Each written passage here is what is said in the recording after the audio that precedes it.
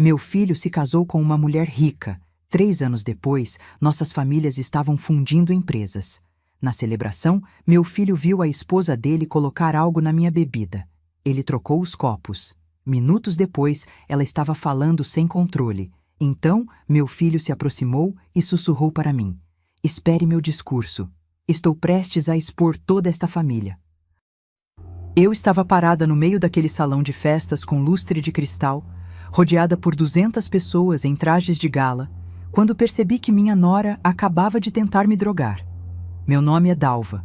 Tenho 67 anos, cabelos grisalhos que uso presos num coque elegante, e passei 40 anos da minha vida construindo uma empresa de embalagens do zero. Nunca imaginei que terminaria essa noite descobrindo que minha própria família queria me destruir.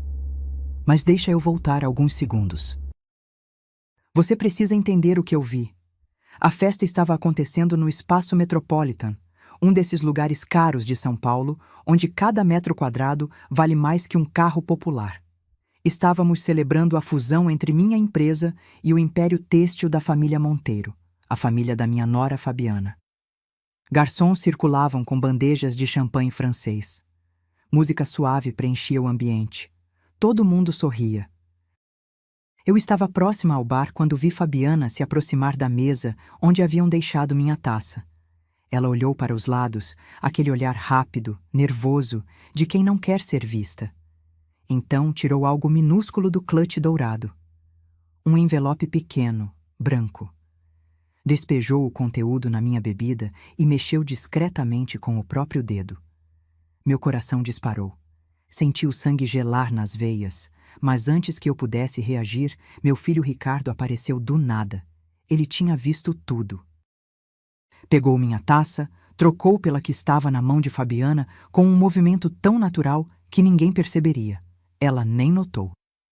Ricardo caminhou até mim, me entregou a taça dela, limpa, e sussurrou baixinho, tão baixinho que só eu ouvi: "Bebe tranquila, mãe, eu cuidei de tudo."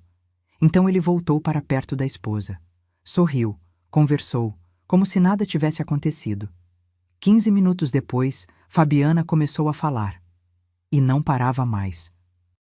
Ela, que sempre foi tão controlada, tão calculista com cada palavra, de repente estava tagarelando sem filtro nenhum.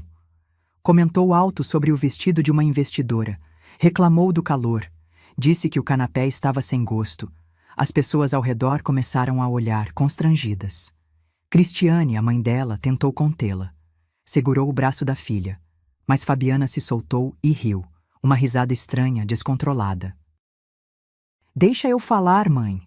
Tô cansada de fingir que gosto dessa gente toda." O silêncio começou a se espalhar pelo salão como uma mancha de vinho em toalha branca. Foi quando Ricardo subiu ao palco, pegou o microfone, olhou para mim. E naquele olhar havia algo que eu não via há muito tempo. O meu filho de verdade. Não o homem distante e frio dos últimos meses, mas o menino que eu criei. O homem que eu achava que tinha perdido. Ele se aproximou de mim, ainda com o microfone na mão, e sussurrou no meu ouvido: "Espere meu discurso, mãe. Estou prestes a expor toda esta família." E foi nesse momento que eu entendi. Não estava sozinha.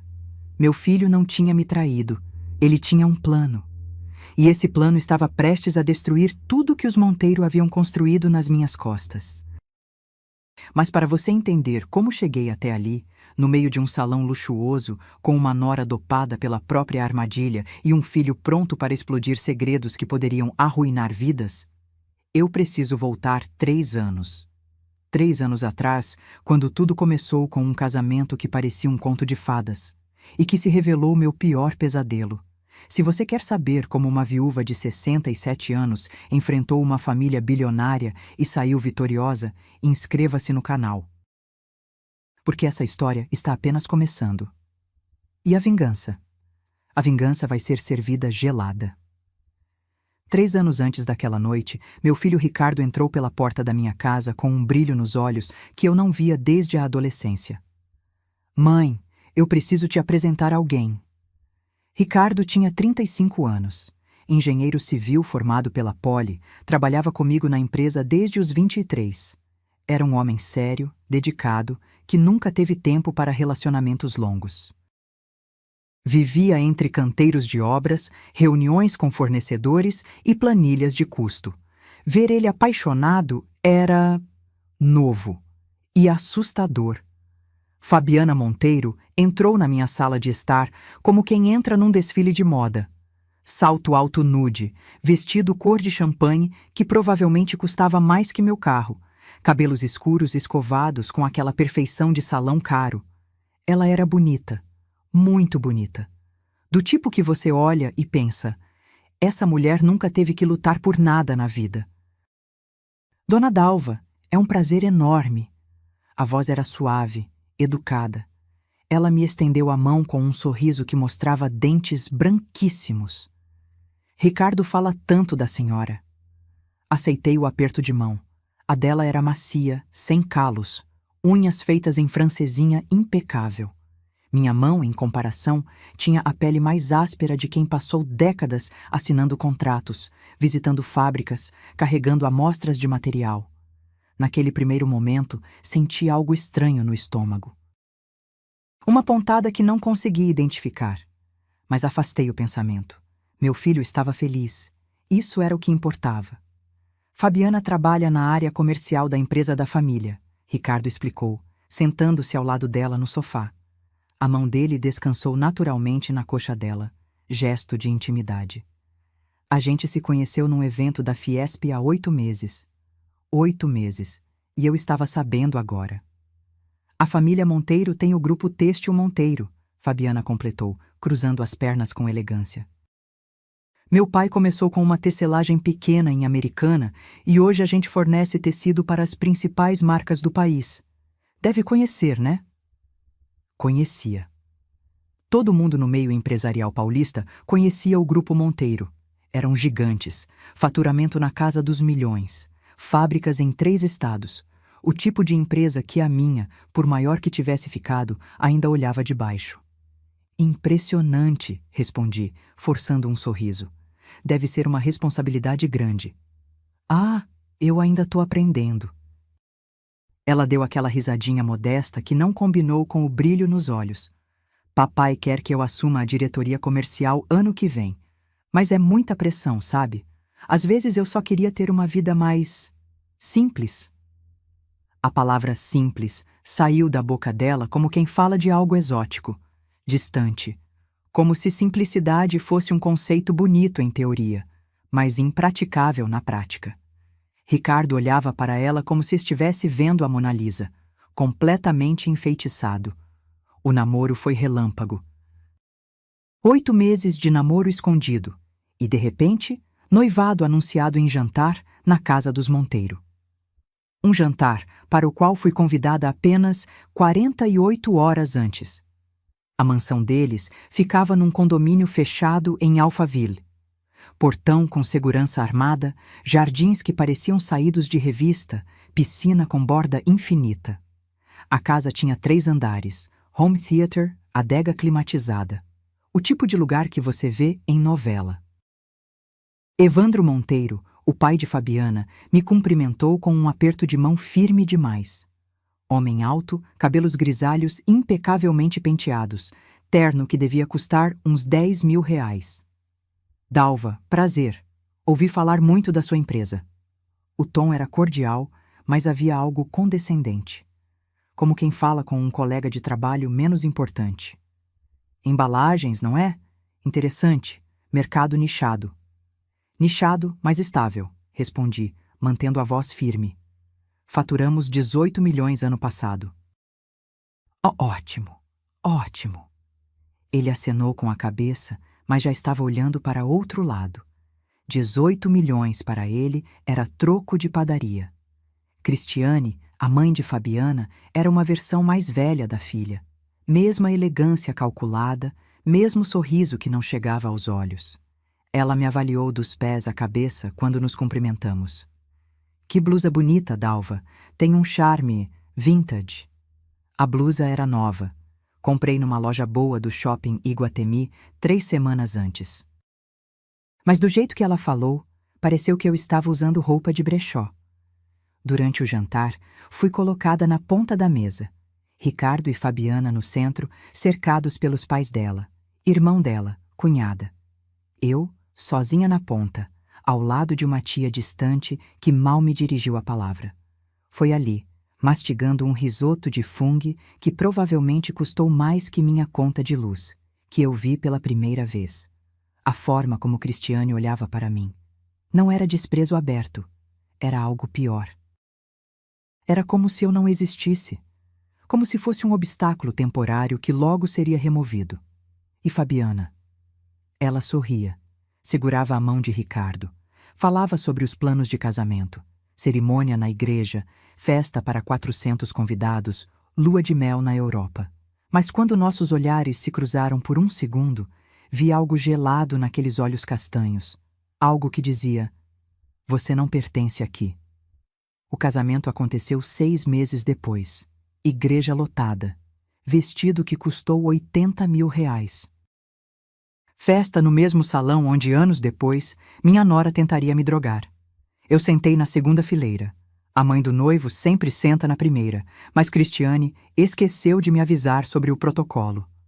Fiquei ali, assistindo meu único filho casar com uma mulher que eu não conhecia de verdade, cercada por pessoas que olhavam para mim como se eu fosse uma intrusa. Ricardo estava radiante. Fabiana, deslumbrante. E eu sorri.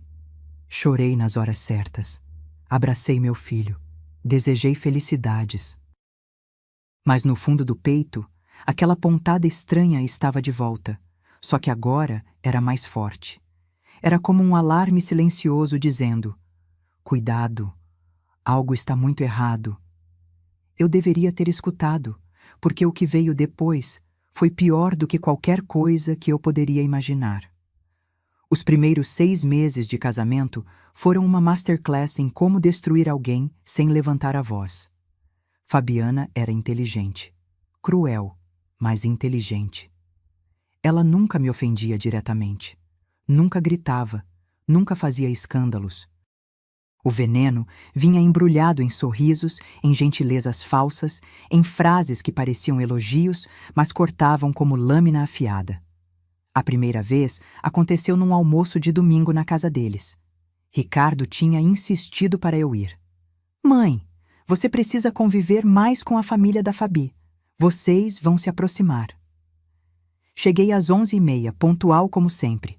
Trazia um pavê de chocolate que fiz de madrugada, receita da minha mãe, aquela que sempre fez sucesso em todo aniversário, todo Natal. Era meu jeito de contribuir. Fabiana abriu a porta, olhou para o refratário nas minhas mãos. Sorriu. "Ai, sogra, você trouxe sobremesa. Que fofa." Pegou o pavê das minhas mãos como quem pega uma tarefa chata. "Mas a gente já encomendou torta da Gula Gula. Sabe como é, né? Os convidados são chatos com doce. Vou guardar o seu na geladeira. Quem sabe alguém queira depois." Meu pavê nunca saiu da geladeira. Uma semana depois, Ricardo me disse que tinha mofado e tiveram que jogar fora. No almoço, a mesa estava impecável. Toalha de linho branco, louça de porcelana, arranjo de flores que devia custar R$ 300. 12 lugares. Eu fui colocada na ponta, longe de Ricardo. Do meu lado, sentou o tio de Fabiana, um senhor de 70 anos que dormiu metade do almoço. "Dalva, você vai me desculpar, né?" Fabiana disse do outro lado da mesa, voz alta o suficiente para todos ouvirem.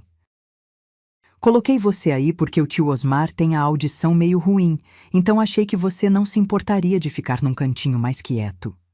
Cantinho mais quieto. Como se eu fosse uma peça de decoração que precisava ser escondida. Cristiane, sentada à cabeceira, tomou um gole de vinho e me olhou com aquele sorrisinho que já estava me dando enjoo. "E como vai a sua empresinha, Dalva? Ricardo comentou que vocês perderam um cliente grande mês passado." Empresinha. A palavra saiu tão natural que quase passou despercebida. Quase. "Perdemos um cliente, mas ganhamos 3 maiores", respondi mantendo a voz firme. "Fechamos o trimestre com crescimento de 12%. "Ah, que bom!" Cristiane acenou com a mão, desinteressada. Essas pequenas empresas precisam se esforçar muito mesmo. Não é como ter uma marca consolidada, né? Deve ser tão cansativo. Pequena empresa, marca consolidada, cada palavra escolhida para me colocar no meu lugar. Evandro nem levantou os olhos do prato. Ricardo estava ocupado conversando com o irmão de Fabiana sobre futebol. Nem percebeu. 2 semanas depois, Fabiana apareceu na minha casa sem avisar. Bateu a porta às 3 da tarde, carregando sacolas de uma boutique caríssima do shopping Cidade Jardim. Sogra, posso entrar? Trouxe uma surpresinha para você. Surpresinha. A palavra já chegou carregada de condescendência. Ela entrou, olhou ao redor da minha sala com aquele olhar avaliativo. Minha casa é boa, 3 quartos, quintal, numa rua tranquila do Butantã. Comprei com o suor do meu trabalho. Decorei com gosto. Não é mansão, mas é minha.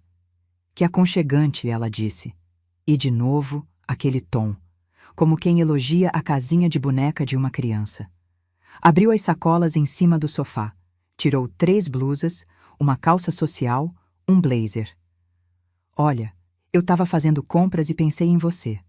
Achei que você precisava renovar o guarda-roupa. Sabe como é? A gente vai ficando mais velha e às vezes perde um pouco o estilo. Peguei uma das blusas. Era bonita, cara, mas era o tipo de roupa que ela usaria, não eu. Fabiana, eu não preciso. Ai, sogra, aceita, é presente. Você não vai me desapontar, né? O sorriso não vacilou, mas os olhos endureceram. Ricardo ia ficar chateado se soubesse que você recusou. Aceitei as roupas, porque era mais fácil do que criar atrito, porque eu ainda acreditava que podia ser só um mal-entendido. Que ela estava tentando se aproximar do jeito errado. Que idiota eu fui. Os jantares na mansão viraram rotina mensal, e em cada um deles eu era sistematicamente apagada. Cristiane falava sobre viagens para a Europa. Fabiana mostrava fotos de restaurantes estrelados. Evandro comentava sobre investimentos no mercado internacional. E eu sentava, comia, sorria, invisível, até que numa dessas noites a conversa virou para uma empresa. Ricardo, você já pensou em expandir? Evandro perguntou, cortando um filé mignon mal passado. A empresa da sua mãe tem potencial, mas vocês pensam pequeno demais. Pequeno? Ergui a cabeça. Dobramos o faturamento nos últimos 5 anos. Sim, mas 18 milhões... Ele fez uma pausa, como se estivesse calculando. É o que a gente fatura numa semana boa. Não tô diminuindo seu trabalho, Dalva. Mas é que... vocês poderiam ser tão mais. Ricardo ficou quieto. Não me defendeu. Só acenou com a cabeça, absorvendo as palavras do sogro como se fossem conselhos divinos. Papai tem razão, amor. Fabiana tocou o braço de Ricardo.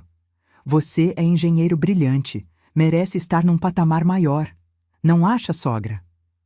Todos os olhares se voltaram para mim. Meu filho já está num patamar excelente, respondi. Construímos aquela empresa juntos, do zero. Exatamente, Cristiane interveio sorrindo. Do zero.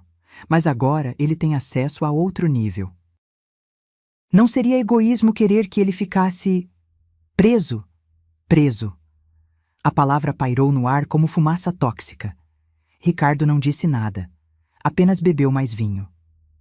Foi nessa noite, voltando para casa sozinha no meu carro, porque Ricardo tinha ido com Fabiana resolver umas coisas, que eu entendi o que estava acontecendo. Eles não estavam tentando me conhecer.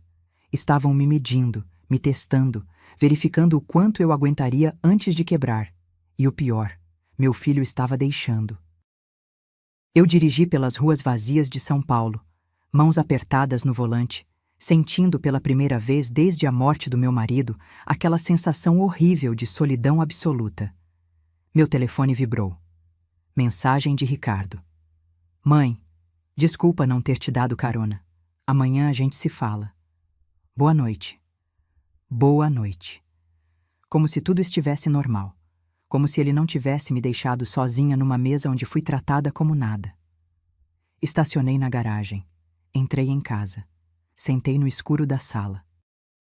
E pela primeira vez em muito tempo, chorei, porque eu estava começando a perder meu filho e ainda não tinha ideia de que o pior estava por vir.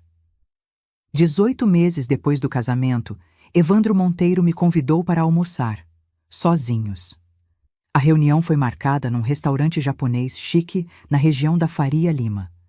Daqueles lugares onde executivos fecham negócios de milhões enquanto comem sushi de R$ 100 a peça. Cheguei 5 minutos adiantada, como sempre. Evandro já estava lá, sentado numa mesa discreta no fundo, longe de ouvidos curiosos. Dalva, obrigado por vir. Ele se levantou, apertou minha mão. Firme demais, como sempre. Pedi uns pratos, espero que goste de comida japonesa. Gosto, respondi sentando-me. Meu estômago estava embrulhado. Homens como Evandro Monteiro não convidam pessoas para almoços sem motivo. Ele pediu saquê. Conversou sobre o clima, sobre o trânsito, sobre banalidades. Só quando o garçom trouxe o primeiro prato, sashimi de salmão arrumado como obra de arte, é que ele foi direto ao ponto. Dalva, vou ser franco com você. Tenho uma proposta que pode mudar nossas vidas. Peguei o hashi. Esperei. Aprendi cedo que, em negociações, quem fala primeiro geralmente perde. Sua empresa é sólida, bem administrada, e o Ricardo é um engenheiro excepcional. Desperdício ele estar gerenciando uma operação tão limitada. Lá vinha de novo. Quero propor uma fusão, ele continuou, inclinando-se para a frente. Grupo Monteiro e Embalagens Ribeiro, uma holding única. Expandiríamos sua operação, teríamos acesso aos seus clientes de embalagens especializadas e você teria acesso ao nosso capital, nossa estrutura, nosso alcance internacional. Mastiguei o sashimi devagar. Era bom, fresco. Mas minha cabeça estava girando em alta velocidade. E como funcionaria essa fusão? Simples. Ele abriu a pasta executiva que estava ao lado e tirou uma folha impressa, números, gráficos, projeções. Avaliaríamos sua empresa em R$ 22 milhões, valor justo considerando o faturamento atual. Você ficaria com 35% das ações da nova holding. Nós, com 65%. Ricardo assumiria como diretor executivo de operações. 35%. 65%. Números que pareciam generosos, mas significavam uma coisa. Eu perderia o controle. E eu? Perguntei. Qual seria meu papel? Você seria conselheira, participaria das decisões estratégicas, mas convenhamos, Dalva? Ele sorriu.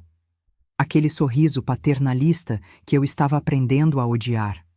Você trabalhou a vida inteira, merece descansar, aproveitar a vida, deixar a nova geração tocar o barco. Descansar. A palavra que homens usam quando querem que mulheres saiam do caminho. Preciso pensar, respondi. Claro, claro, ele acenou com a mão. Mas não demore muito. Oportunidades assim não aparecem sempre. Saí daquele almoço com a cabeça pesada. Dirigi até o escritório da minha advogada, doutora Letícia Amaral. Conhecia ela há 15 anos. Mulher séria, direta, que nunca me passou a mão na cabeça. Mostrei os documentos que Evandro me deu. Letícia leu em silêncio. Depois releu. Pegou uma caneta marca-texto e começou a sublinhar trechos. Dalva, você leu a cláusula 7? Li por cima. Leia de novo, com atenção. Peguei o papel. Cláusula 7, parágrafo 3.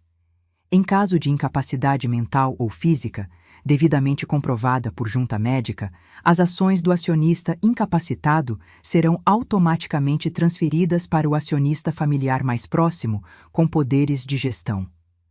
Meu sangue gelou. Isso significa... Comecei.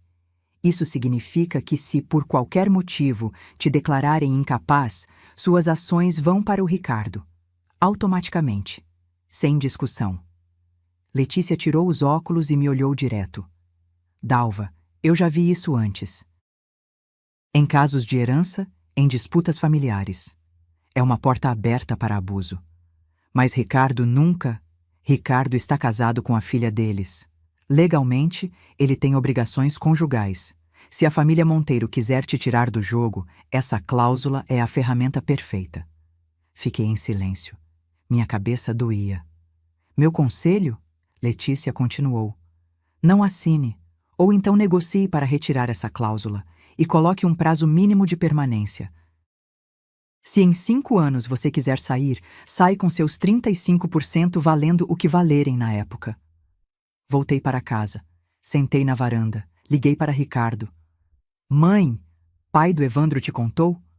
A voz dele estava eufórica. Que proposta incrível, né? A gente vai decolar. Ricardo, preciso conversar com você, pessoalmente. Claro, que tal amanhã? Posso passar aí depois do trabalho. Mas quando ele chegou no dia seguinte, não veio sozinho. Fabiana estava com ele. Oi, sogra! Ela entrou sorrindo como se minha casa fosse dela. Ricardo me contou da proposta. Estamos tão animados, isso vai ser maravilhoso para todo mundo. Eu tinha preparado café, bolo simples, queria conversar com meu filho. A sós, mas Fabiana se instalou na minha cozinha como se fosse a dona. Mãe, o que você achou? Ricardo perguntou pegando uma xícara. Tenho algumas preocupações, principalmente com a cláusula 7. Ah, isso? Ele deu de ombros. É padrão em contratos de fusão. Proteção para a empresa caso algum acionista fique doente ou algo assim. Ricardo, a cláusula diz que se me declararem incapaz, você fica com minhas ações. E qual o problema? Fabiana interveio, voz doce como mel envenenado. Sogra, você tem 67 anos. Deus me livre, mas se acontecer alguma coisa, o Ricardo já vai estar gerenciando tudo mesmo. É só uma proteção legal. Não quero assinar com essa cláusula. O clima mudou. Senti na hora. Ricardo suspirou. Passou a mão no rosto. Mãe, você está criando problema onde não existe. Confia em mim? Confio em você. Não confio neles. Neles? Fabiana riu. Sogra, eles é minha família. Você está falando da minha família. Estou falando de negócios. São coisas diferentes. Não para a gente, Ricardo disse. E o tom era diferente agora. Mais frio. A Fabi tem razão. Você está vendo problema onde não tem. Essa fusão é a melhor coisa que podia acontecer. Pro negócio, para mim, para você também. Então retire a cláusula. Não posso. O advogado deles disse que é padrão. Se a gente pedir para tirar, vai parecer falta de confiança. Pode até quebrar o negócio todo. Olhei para meu filho e vi um estranho. Alguém que repetia palavras que não eram dele. Que defendia uma família que não era a dele. Que me olhava como se eu fosse um obstáculo. Ricardo, não vou assinar assim. Ele se levantou. Fabiana também. Tudo bem, mãe. Você pensa melhor. A gente volta outro dia. A voz dele estava controlada, mas eu via a raiva nos olhos. Eles saíram. Fabiana murmurou algo para Ricardo no caminho. Ele concordou com a cabeça. E eu fiquei ali, na minha cozinha vazia, com a sensação horrível de que tinha acabado de perder uma batalha que nem sabia que estava lutando. 3 semanas depois de pressão diária de Ricardo, depois de Evandro ligar pessoalmente, depois de Cristiane me convidar para conversas de mulher para mulher, eu assinei. Assinei porque estava cansada, porque queria paz. Porque meu filho garantiu que estava tudo certo. E porque, no fundo, eu ainda acreditava que família era sagrado. Que erro grotesco. A assinatura do contrato aconteceu numa terça-feira chuvosa de março, no escritório dos advogados do Grupo Monteiro. Um lugar intimidador na Avenida Paulista, 23º andar, com vista para a cidade inteira. Paredes de vidro, móveis de couro, secretárias que mal levantavam os olhos quando você passava. Eu cheguei com doutora Letícia. Evandro estava lá, com 2 advogados, Cristiane, impecável num tailleur cinza, Fabiana, sorridente, e Ricardo, de terno novo, segurando uma pasta executiva que eu nunca tinha visto. Dalva, finalmente! Evandro abriu os braços como se eu fosse uma velha amiga. Vamos fazer história hoje.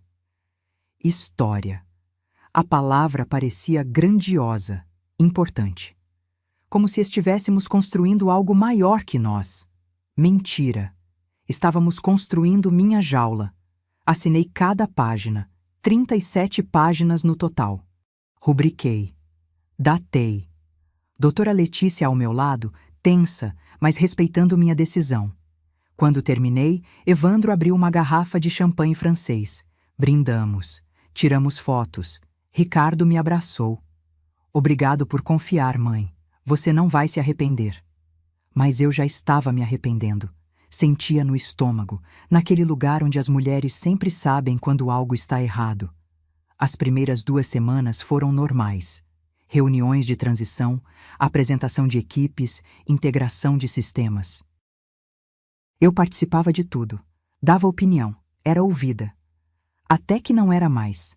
A mudança foi sutil, quase imperceptível. Primeiro, começaram a marcar reuniões importantes em horários que esqueciam de me avisar. Eu chegava no escritório e descobria que tinha acontecido uma decisão grande sobre fornecedores, sem minha participação. Ai, Dalva, desculpa. A secretária nova, contratada por Fabiana, fazia cara de inocente.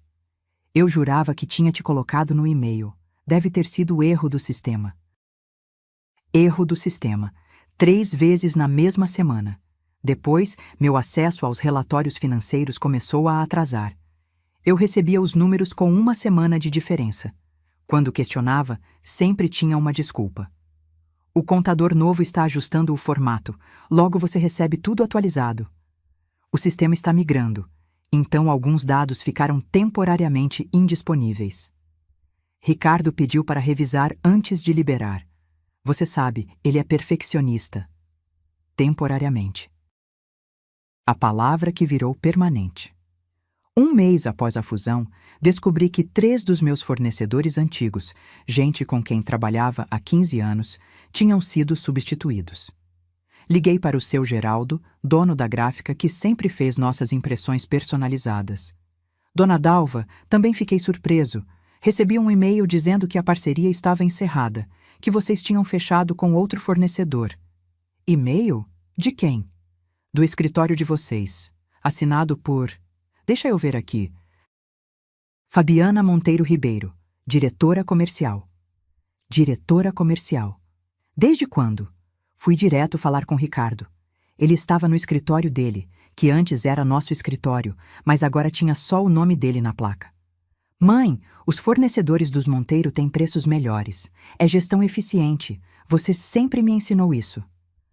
Ricardo, o seu Geraldo trabalha conosco há 15 anos. Ele merecia ao menos uma conversa. Negócios não são baseados em sentimento. São baseados em números.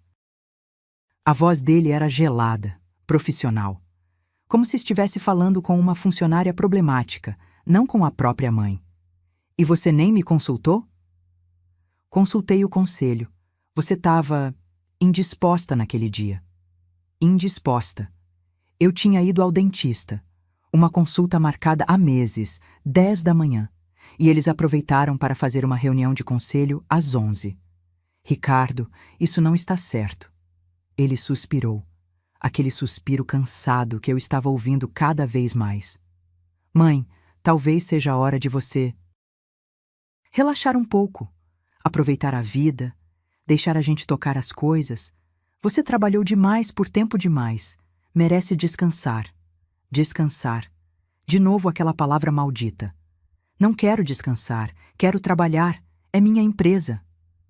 Era, agora é nossa, e eu sou o diretor executivo. O silêncio entre nós foi pesado como chumbo. Saí daquela sala sentindo que tinha perdido mais do que uma discussão. Tinha perdido meu filho. Os meses seguintes foram uma tortura lenta. Cada semana trazia uma nova humilhação disfarçada de eficiência. Minha sala foi realocada para um espaço menor, no fim do corredor. Para você ficar mais tranquila, sem o barulho da produção. Meu assistente administrativo foi transferido para outro departamento. Ele é jovem, precisa de desafios maiores. Minhas ideias em reuniões eram educadamente ignoradas. Interessante, Dalva. Vamos avaliar. E nunca mais se tocava no assunto. Pior de tudo, o lucro estava crescendo. A empresa estava indo bem. Os números não mentiam. A fusão estava funcionando, financeiramente.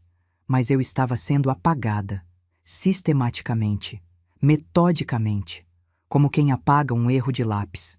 Comecei a ir menos ao escritório. Não porque quisesse, mas porque cada ida era uma dose de humilhação que eu não sabia mais como engolir. Ricardo raramente me ligava. Quando ligava, era para falar de números, de metas, de estratégias. Nunca perguntava como eu estava. Se eu estava bem. Se estava feliz. Fabiana postava fotos nas redes sociais. Ela e Ricardo em eventos empresariais, sorridentes, poderosos. Construindo o futuro juntos, dizia a legenda. E eu? Eu via aquelas fotos sentada no sofá da minha casa, às 11 da noite, com uma xícara de chá frio na mão, me perguntando onde foi que eu errei, onde foi que perdi meu filho, onde foi que entreguei tudo que construí. Uma noite, 6 meses após a fusão, recebi uma ligação estranha. Número desconhecido. Hesitei, mas atendi. Dona Dalva? Aqui é Joana. Eu trabalhava na casa da família Monteiro. Joana. O nome não me dizia nada. Fui demitida faz 3 meses, sem justa causa. Mas eu sei de coisas que a senhora precisa saber. Meu coração acelerou. Pode falar. Não pelo telefone, eles podem estar gravando. Mas se a senhora quiser se encontrar comigo, tem coisas sobre a Fabiana e a dona Cristiane que vão fazer a senhora entender o que está acontecendo de verdade. Quando? Amanhã, 3 da tarde. Café na Rua Augusta, próximo ao metrô Consolação. Esquina. Eu uso um casaco vermelho. Ela desligou antes que eu pudesse perguntar mais. Fiquei acordada a noite inteira. Parte de mim achava que era pegadinha, paranoia, coisa da minha cabeça cansada. Mas a outra parte, aquela parte que sempre me guiou certo nos negócios, aquele instinto que me fez sobreviver 40 anos num mercado dominado por homens, essa parte dizia: vá, escute o que ela tem a dizer. E foi o que eu fiz. No dia seguinte, às 3 em ponto, eu estava sentada naquele café, mãos suadas, coração disparado. Vi uma mulher de uns 40 e poucos anos entrar, casaco vermelho, olhos nervosos. Ela me viu e veio direto. Sentou-se na minha frente, pegou minha mão e disse a frase que mudou tudo. Dona Dalva, eles estão planejando te declarar incapaz e seu filho sabe de tudo. Mas deixa eu voltar um pouco. Porque antes daquela ligação de Joana, 3 meses antes daquele café na Augusta, eu já tinha ouvido algo que me gelou a alma. Foi num sábado de manhã. Ricardo tinha pedido para eu ir ao escritório dele, não o nosso escritório da empresa, mas o home office que ele montou na mansão que dividiu com Fabiana depois do casamento. Uma casa enorme em Moema, com portaria 24 horas e jardim que mais parecia parque. Mãe, preciso que você assine uns documentos. Nada demais, só ajustes contratuais de rotina. Ajustes de rotina. Outra expressão que eu estava aprendendo a desconfiar. Cheguei às 10 da manhã. Toquei a campainha. Ninguém atendeu. Esperei. Toquei de novo. Nada. Liguei para Ricardo. Caixa postal. Já estava voltando para o carro quando vi a empregada. Não Joana, era outra, mais nova, abrindo o portão lateral para colocar lixo para fora. Dona Dalva, desculpa, ninguém ouviu a campainha. Entra, entra. O doutor Ricardo está no escritório dele. Entrei. A casa estava silenciosa, aquele silêncio pesado de mansão grande com pouca gente dentro. A empregada me indicou o caminho, corredor comprido, escada, segundo andar, última porta à direita. Subi devagar. Meus joelhos não eram mais os mesmos de 20 anos atrás. Cada degrau reclamava. Quando cheguei perto da porta do escritório, ouvi vozes femininas, Fabiana e outra mulher. A porta estava entreaberta, só uma fresta. Ia bater quando ouvi meu nome. A Dalva está completamente de fora agora. Foi mais fácil do que eu imaginava. Era a voz de Fabiana. Aquela voz doce que usava comigo em público, mas agora tinha uma dureza, um prazer quase sádico. Congelei. Minha mão parou no ar, a centímetros da madeira. Você tem certeza que o Ricardo vai seguir o plano até o fim? A outra voz. Cristiane. Reconheci imediatamente. Mãe, eu conheço meu marido. Ele é ambicioso, e ambição é fácil de manipular. Ele quer crescer, quer ser grande. E a velha? A velha é o passado. Ele já entendeu isso. Velha. A palavra saiu tão naturalmente que doeu mais do que qualquer tapa na cara. Mas e se ela resistir? Cristiane insistiu. E se ela começar a fazer perguntas sobre os médicos? Médicos? Que médicos? Não vai. A gente foi cuidadosa. Os exames de rotina dela passam pela nossa clínica agora. O Dr. Tavares já sabe o que fazer. Resultados alterados, pareceres sobre declínio cognitivo compatível com a idade, essas coisas. Tudo muito técnico, muito legal. Meu coração estava batendo tão alto que tive medo de que elas ouvissem. E quando você acha que conseguimos pedir a avaliação formal? Mais alguns meses. A gente precisa construir um histórico. 3, 4 laudos mostrando esquecimento, confusão, dificuldade com decisões complexas. Depois, é só convocar a junta médica que a cláusula pede. Com os documentos que a gente tem, nenhum juiz vai questionar. Cláusula. A maldita cláusula 7. Foi genial colocar aquilo no contrato. Cristiane riu. Uma risada baixa, satisfeita. Seu pai teve a ideia depois do que fizemos com a tia Berenice. Funcionou perfeitamente com ela. Vai funcionar com a Dalva também. Tia Berenice. Eu tinha ouvido esse nome. Uma tia de Evandro que tinha tido uma empresa de confecções. Empresa que, segundo comentários vagos em jantares, passou para o sobrinho cuidar porque ela ficou doente. Doente. Ou declarada doente. E depois que a gente conseguir a transferência das ações? Fabiana perguntou. Aí você segura o Ricardo por mais uns 2 anos. Tempo suficiente para consolidar tudo. Depois, se quiser se divorciar e ficar com o Rodrigo... Rodrigo. Quem era Rodrigo? Não fala o nome dele aqui, mãe. Ninguém pode saber ainda. Desculpa, filha, mas você tem certeza que o Ricardo não desconfia de nada? Absoluta. Ele está tão focado em virar esse diretor executivo importante que nem percebe que estou com outro há 1 ano. Homem apaixonado por poder é cego para todo o resto. Elas riram. As duas. Como se estivessem planejando uma festa surpresa, não a destruição completa da minha vida. Agora só falta esperar o momento certo, Fabiana continuou. A gente usa os documentos médicos, declara incapacidade, Ricardo assume as ações dela, a empresa fica completamente nossa. E a Dalva? A Dalva vai passar o resto da vida achando que está realmente ficando senil. Perfeito. Seu pai vai ficar orgulhoso. Ele já está. Foi ideia dele desde o começo. Quando eu conheci o Ricardo naquele evento, não foi por acaso, mãe. Papai tinha pesquisado a empresa dele, sabia que era bem administrada, sabia que o filho era o herdeiro natural. Eu só precisei fazer meu papel. Meu papel. Seduzir meu filho. Entrar na nossa família. Destruir tudo. E a velha nunca desconfiou? Acho que desconfiou no começo. Mas mulher dessa geração é tão boba, tão carente de afeto familiar. Você joga uns presentinhos, faz uns elogios falsos e elas derretem. Foi patético como foi fácil. Minhas pernas estavam tremendo. Encostei na parede do corredor, tentando processar o que estava ouvindo. Escutei passos dentro da sala. Elas estavam se movendo. Bom, vou descer.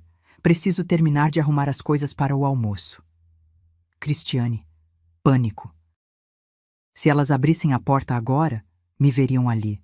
Saberiam que ouvi tudo. Me virei e desci a escada o mais rápido que minhas pernas permitiram. Cada degrau era uma eternidade. Meu joelho esquerdo reclamava, mas eu ignorei a dor. Cheguei no térreo. A empregada estava na cozinha. Saí pela porta lateral, a mesma que ela tinha usado para o lixo. Fui direto para o carro. Sentei no banco do motorista, mãos tremendo tanto que demorei 3 tentativas para colocar a chave na ignição. Dirigi até um estacionamento público, parei e finalmente deixei sair. Chorei. Chorei como não chorava desde o funeral do meu marido. Soluços que sacudiam meu corpo inteiro. Raiva, desespero, medo, tudo misturado numa dor que parecia não ter fim. Eles estavam roubando minha empresa, minha saúde, minha sanidade. E meu filho? Meu filho sabia? Você tem certeza que o Ricardo vai seguir o plano até o fim? Cristiane tinha perguntado. E Fabiana não disse que ele não sabia. Ela disse que ele era ambicioso, que entendia que eu era o passado. Será que meu próprio filho estava envolvido? A dúvida foi pior que a certeza. Porque a certeza você pode combater. Mas a dúvida? A dúvida corrói por dentro como ácido. Fiquei naquele estacionamento por 2 horas, apenas sentada, respirando, tentando entender o que fazer. Ligar para a polícia? Dizer o quê? Que ouvi uma conversa através de uma porta? Que desconfio que vão falsificar laudos médicos? Confrontar Ricardo? E se ele estivesse envolvido, só ia alertá-los que eu sabia. Confrontar os Monteiro seria minha palavra contra a deles. Uma senhora de 67 anos acusando uma família bilionária de conspiração. Quem ia acreditar em mim? Precisava de provas, precisava de ajuda, precisava de alguém que entendesse o que estava acontecendo. Peguei o telefone. Liguei para a doutora Letícia. Dalva, tudo bem? Não, nada está bem. Preciso te ver. Urgente. Estou no escritório até às 6. Vem agora? Vou. Naquele dia, sentada na sala da minha advogada, contei tudo. Cada palavra que ouvi, cada desconfiança, cada humilhação dos últimos meses. Letícia me ouviu em silêncio, tomou notas, e quando terminei, ela me olhou com uma expressão que eu nunca tinha visto, raiva pura. Dalva, vou te falar uma coisa, e quero que você escute bem. Você não está louca. Você não está paranoica. Isso é real. E é grave. O que eu faço? Primeiro, a gente junta provas. Segundo, a gente protege você. E terceiro, ela pausou. Me olhou direto nos olhos. Terceiro, a gente vai destruir esse plano deles, mas vai precisar de coragem e paciência. Respirei fundo. Pela primeira vez em meses, senti algo diferente da desespero. Senti raiva. E raiva, descobri naquele momento, era muito mais útil que tristeza. Então vamos começar. 3 meses depois daquela conversa no escritório de Letícia, eu estava mergulhada numa rotina de investigação silenciosa. Letícia tinha contratado um investigador particular, Sr. Campos, homem discreto de uns 50 anos, ex-policial civil que agora trabalhava com casos de fraude empresarial. Ele começou devagar. Verificou meus exames médicos dos últimos 6 meses. Descobriu que 3 deles tinham sido realizados na Clínica Santorini, uma clínica particular caríssima em Pinheiros, que Fabiana tinha sugerido que eu usasse. Para você ter o melhor atendimento, sogra. Lá eles tratam você como rainha. Os exames mostravam coisas estranhas, leve comprometimento cognitivo, sinais iniciais de confusão temporal. Recomenda-se acompanhamento neurológico próximo. Letícia pediu uma segunda opinião. Me levou num neurologista de confiança dela, Dr. Paulo Mendes, médico com 40 anos de carreira, respeitado, incorruptível. Ele me examinou por 3 horas. Testes de memória, raciocínio lógico, coordenação motora. Conversou comigo sobre minha vida, minha empresa, meus desafios. No final, me olhou por cima dos óculos de leitura. Dona Dalva, a senhora está com a cognição perfeita para a sua idade. Na verdade, acima da média. Esses laudos que a senhora me mostrou são, no mínimo, exagerados. No máximo, fraudulentos. Fraudulentos. A palavra que eu precisava ouvir. A confirmação de que eu não estava enlouquecendo. Sr. Campos investigou a Clínica Santorini. Descobriu que o Dr. Tavares, o médico que assinava meus laudos, tinha conexões antigas com a família Monteiro. Tinha sido médico particular de Evandro por anos. E tinha um histórico nebuloso. 3 processos no Conselho Regional de Medicina por laudos questionáveis, todos arquivados misteriosamente. Mas eu precisava de mais. Precisava entender a extensão do plano. Precisava saber se tinham feito isso antes. Foi quando Joana ligou. Naquele café na Rua Augusta, sentada numa mesa no fundo, longe das janelas, ela me contou tudo. Joana tinha 43 anos, trabalhou na mansão dos Monteiro por 6 anos. Começou como faxineira, depois virou governanta, pessoa de confiança. Via tudo, ouvia tudo. Dona Dalva, eu não queria te procurar. Tenho medo, mas minha consciência não me deixa em paz. Suas mãos tremiam ao redor da xícara de café. Eu vi eles fazerem isso antes, com a tia do seu Evandro, Dona Berenice. Conta! Joana respirou fundo. Dona Berenice tinha uma empresa de confecções, empresa dela, construída do zero, igual à senhora. Ela tinha 68 anos quando eles começaram. O Evandro queria a empresa. Disse que era para o bem da família, que ia expandir o legado. A história era horrivelmente familiar. Convenceram ela a fazer uma fusão. Mesma história. Vamos unir forças, você merece descansar. Ela assinou e depois começou a ficar confusa. Pelo menos era o que eles diziam. Ela estava confusa mesmo? Não, Dona Berenice era lúcida. Eu conversava com ela. Ela percebia que estava sendo afastada das decisões, reclamava. Mas aí começaram os laudos médicos. Alzheimer precoce, demência senil, um médico atrás do outro confirmando. E o que aconteceu? Conseguiram interdição judicial. Disseram que ela não podia mais cuidar dos próprios negócios. As ações foram transferidas para o Evandro como curador. Ela morreu 2 anos depois, num asilo caro em Campos do Jordão. Sozinha, sem acesso ao próprio dinheiro. Meu estômago revirou. Joana, por que você foi demitida? Ela olhou em volta, nervosa. Baixou a voz. Porque eu vi documentos. Estava limpando o escritório do seu Evandro e vi uma pasta aberta na mesa. Seu nome estava lá. Projeto DR, Dalva Ribeiro. Tinha cronograma, tinha cópias de exames, tinha até esboço de petição judicial. Você tem esses documentos? Não consegui tirar foto de tudo, mas tirei de algumas páginas. Ela pegou o celular. Mostrou. Fotos tremidas, mas legíveis. Era um cronograma. Linha do tempo. Março. Iniciar exames médicos. Maio. Terceiro laudo confirmando declínio. Agosto. Avaliação psiquiátrica compulsória. Outubro. Petição de interdição. Dezembro. Transferência de ações. Estávamos em julho. Faltavam 3 meses para a petição. Eles vão te internar, Dona Dalva, numa clínica psiquiátrica particular. Dizem que é para seu próprio bem. E lá dentro você vai realmente começar a ficar confusa, pelos remédios, pela solidão, pelo tratamento. Lágrimas escorreram pelo meu rosto. Não de tristeza, de raiva absoluta. Tem mais uma coisa, Joana continuou. Sobre seu filho. Meu coração parou. Ele sabe?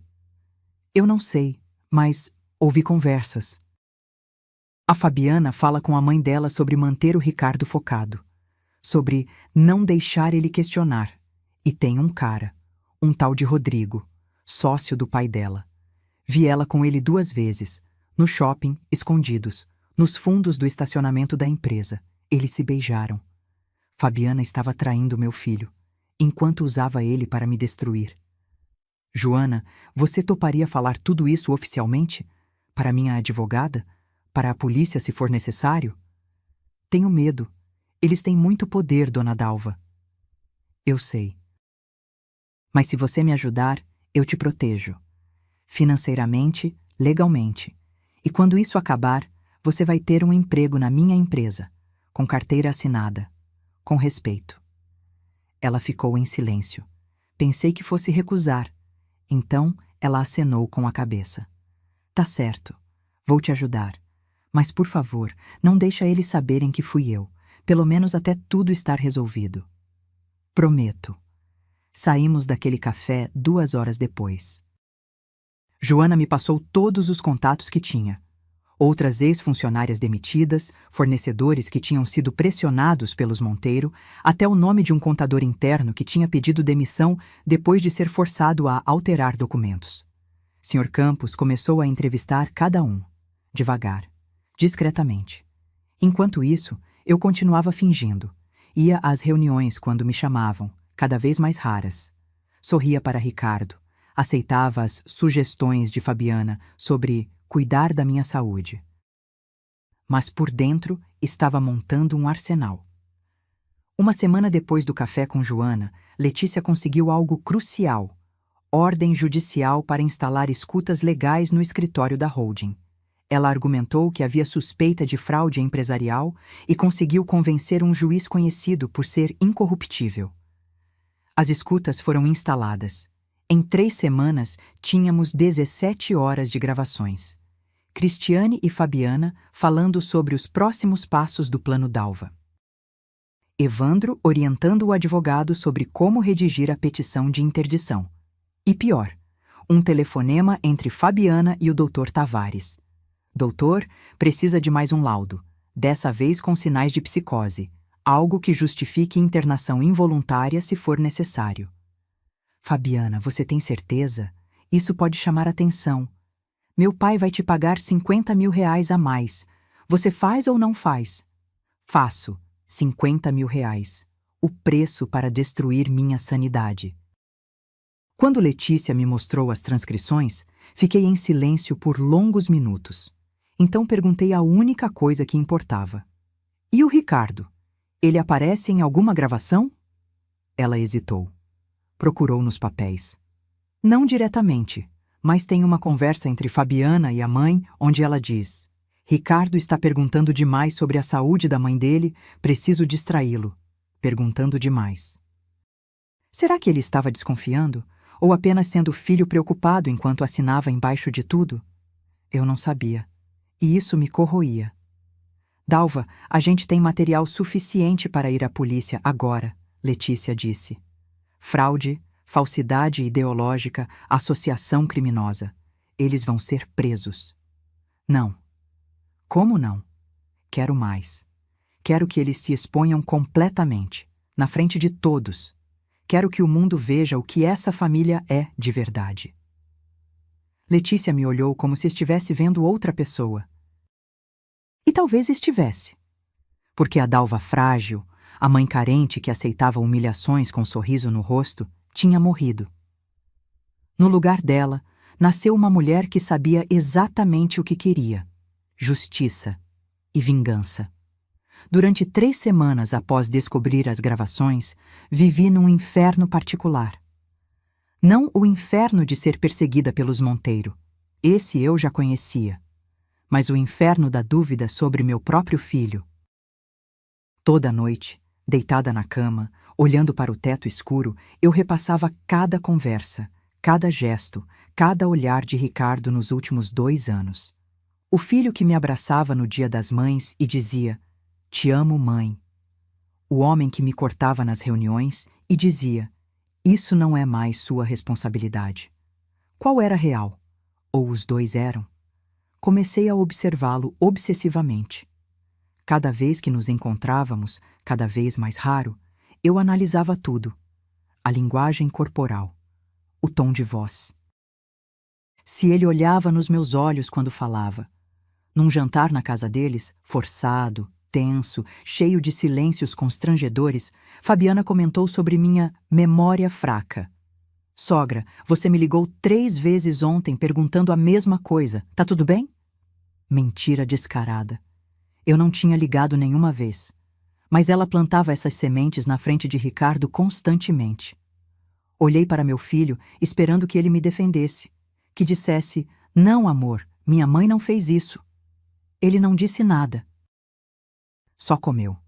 Cortou o bife com precisão cirúrgica. Mastigou, engoliu, como se eu não estivesse ali. "Ricardo", chamei.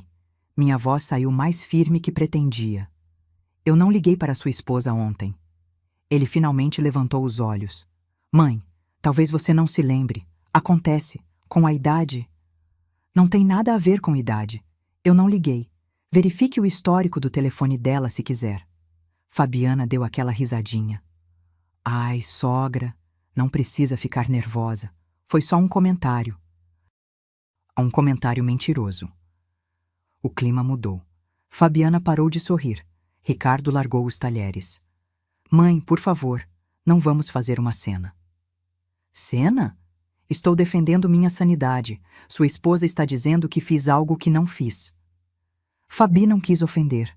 Você está interpretando mal. Interpretando mal. Repeti devagar. Como interpretar isso, Ricardo? Como interpretar que vocês estão constantemente insinuando que estou perdendo a cabeça? Silêncio pesado. Fabiana olhou para Ricardo. Uma troca rápida de olhares que eu não consegui decifrar. Ninguém está dizendo isso, Ricardo falou, controlado demais. Mas convenhamos, mãe. Você anda esquecida. Anda diferente. Diferente como? Mais paranoica, questionando tudo, criando conflitos onde não existem. Paranoica. A palavra foi como um tiro. Era assim que começava. Você questiona, te chamam de paranoica. Você se defende, te chamam de agressiva. Você busca provas, te chamam de obcecada. E no final, te internam. Saí daquela casa mais cedo. Inventei dor de cabeça. Ricardo nem se ofereceu para me levar até o carro. No caminho de volta, chorei tanto que precisei encostar na Marginal Pinheiros. Carros passavam em alta velocidade. Luzes da cidade borravam pela janela molhada de chuva. Liguei para Letícia. Era quase meia-noite. Dalva? O que houve? Eu não aguento mais. Não aguento não saber se meu filho está me traindo ou se está sendo usado. Então descobre. Como? Conversa com ele, sozinha. Sem a Fabiana por perto, olho no olho. Você vai saber. E se eu souber que ele está envolvido? O que faço? Letícia ficou em silêncio. Depois disse, com uma gentileza rara. Aí você chora. Você sofre. E você segue em frente mesmo assim, porque você merece justiça, independente de quem esteja do outro lado. Desliguei. Fiquei mais 20 minutos ali, tentando juntar coragem para fazer o que precisava ser feito. 3 dias depois, liguei para Ricardo. Ligação direta, sem avisar, meio da tarde. Mãe? Preciso falar com você, pessoalmente, sozinho. Hoje não dá, estou... Não é pedido, Ricardo. É urgente, e precisa ser só nós dois. Ele hesitou. Ouvi vozes ao fundo. Fabiana perguntando algo. Tá, posso passar aí às 8 da noite. Não, aqui não. No apartamento do seu pai. O apartamento do meu falecido marido, pai de Ricardo, ainda estava no meu nome. Ficava no Ipiranga, num prédio antigo, mas bem cuidado. Era pequeno, 2 quartos, mas tinha sido nosso primeiro lar. Guardávamos como investimento, mas também como memória. Ninguém ia lá faz meses. Era neutro, privado, sem escutas dos Monteiro. Por que lá? Porque sim, 8 horas. Não me decepcione. Desliguei antes que ele pudesse discutir. Cheguei às 7h30. Abri o apartamento. Cheiro de mofo, poeira acumulada. Liguei as luzes. Sentei no sofá onde eu e meu marido planejamos nossa vida. Onde Ricardo dormiu quando era bebê. Onde fomos felizes. Ricardo chegou pontualmente às 8. Bateu na porta. Entrei e pela primeira vez em meses vi algo diferente no rosto dele. Cansaço, olheiras profundas, mandíbula tensa. Ele parecia 10 anos mais velho. Mãe, o que foi? Tá tudo bem? Senta. Ele sentou. Eu fiquei de pé. Precisava dessa vantagem, desse controle. Ricardo, vou te fazer uma pergunta e quero que você olhe nos meus olhos quando responder. Ele ficou quieto, esperando. Você sabe que sua esposa e a família dela estão tentando me declarar incapaz para roubar minhas ações? Vi a reação. Seus olhos se arregalaram. Genuína surpresa ou teatro perfeito. Do que você está falando? Laudos médicos falsos, plano de interdição judicial, cronograma para me internar. Você sabe disso? Mãe, você tá... Ele parou. Respirou. Começou de novo. Isso é loucura. Loucura. Interessante você usar essa palavra. Não é o que eu quis dizer. Então, o que você quis dizer? Que isso não faz sentido. Por que a Fabi faria isso? Pela empresa, pelo dinheiro e porque ela está te traindo com um sócio do seu sogro chamado Rodrigo. Dessa vez a reação foi diferente. Vi dor cruzar o rosto dele, rápida, mas real. Como você... Eu sei de muita coisa, Ricardo. Tenho investigador, tenho provas, tenho gravações. A pergunta é, você também sabe? Ou é só mais uma vítima deles? Ele se levantou, andou até a janela. Ficou ali, de costas, olhando para a rua. O silêncio durou uma eternidade. Quando ele finalmente falou, a voz estava quebrada. Eu descobri faz 2 meses. Meu mundo parou. Descobriu o quê? Tudo. Os e-mails entre a Fabi e o Rodrigo. As conversas dela com a mãe sobre você. Os planos para a empresa. Tudo. 2 meses? Minha voz saiu quase num grito. Você sabe há 2 meses e não me contou? Ele se virou. Tinha lágrimas nos olhos. Porque eu sou um covarde. Porque fiquei com medo. Com vergonha. Com raiva. Porque não sabia como te contar que eu fui o idiota que trouxe essa mulher para dentro da nossa família. As lágrimas dele me quebraram. Pela primeira vez em quase 1 ano, vi meu filho de verdade. Não o robô corporativo, não o marido manipulado, mas o menino que eu criei. Como você descobriu? Deixei meu notebook no escritório de casa. Voltei para buscar. Vi ela logada no e-mail dela, conversando com a mãe, lendo mensagens sobre você. Sobre como o plano estava na fase final. Eu confrontei ela. E ela negou. Disse que eu estava interpretando mal, que eram conversas tiradas de contexto. Me convenceu por 2 dias, até que encontrei os laudos, os falsos, com sua assinatura forjada autorizando exames que você nunca fez. Por que não veio falar comigo imediatamente? Porque antes de te proteger, eu quis proteger a mim mesmo. Quis ter certeza absoluta. Quis entender quanto daquilo era real, quanto era eu sendo paranoico, e quanto tempo eu tinha sido usado. Ele sentou de novo. Cobriu o rosto com as mãos. Mãe, me perdoa. Por favor, eu estraguei tudo. Trouxe uma víbora para dentro da nossa casa. Deixei ela te humilhar, te afastar de mim. E quase deixei ela te destruir. Sentei ao lado dele. Peguei sua mão. Estava gelada. Você está envolvido no plano deles?